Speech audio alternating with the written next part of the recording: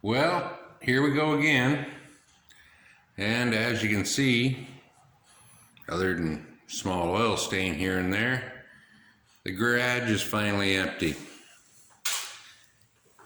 Time to move on to bigger and better things, or at least other things. I just don't understand this infatuation with cars. Makes no sense to me. So, we'll move to something more sensible. And really, when it comes down to it, if it doesn't have a box, what good is it?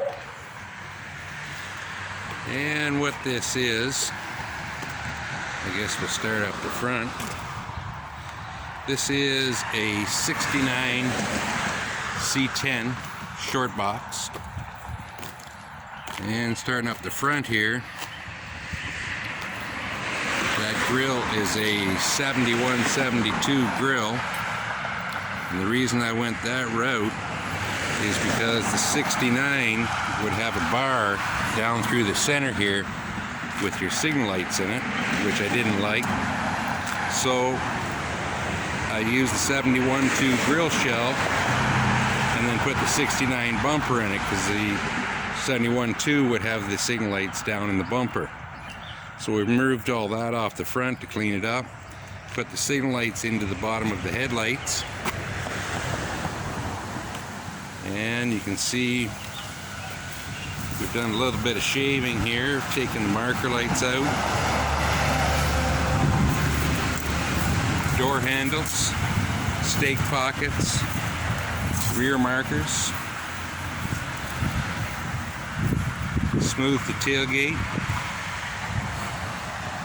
taking the taillights out of the box side and French them into the roll pan.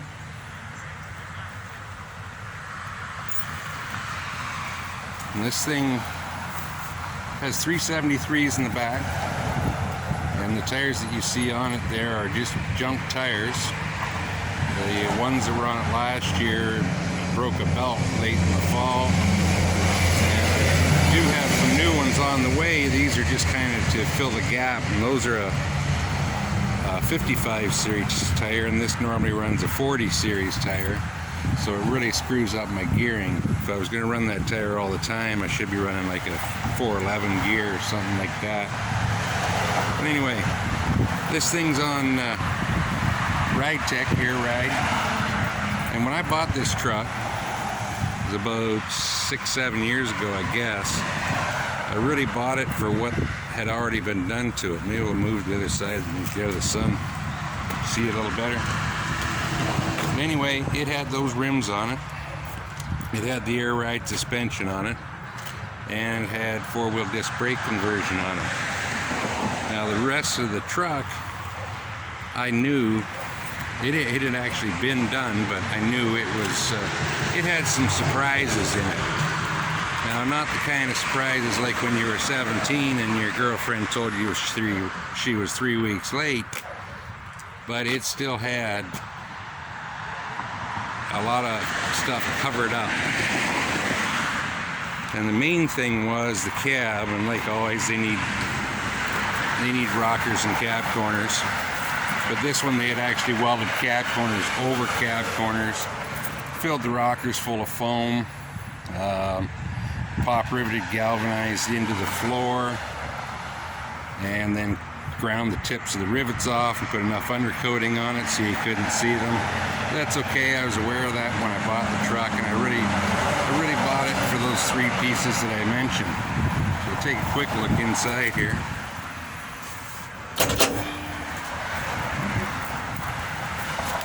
I always keep the keys in the truck so I don't lose them. I just got to remember to put the window down.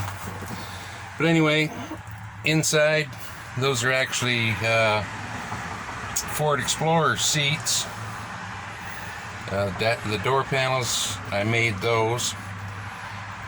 The console, I made that as well. And on the interior, I blacked out everything that was chrome.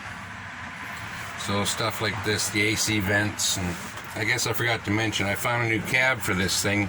The old one just wasn't worth fixing, so I found a cab in Tennessee. So kids and I jumped in the truck, went to Tennessee.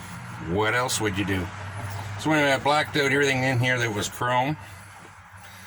And when I got to the steering wheel, I just didn't have the heart to scuff up a brand new steering wheel, and I actually kind of liked it. So that's one of the very few pieces of chrome that are still on here.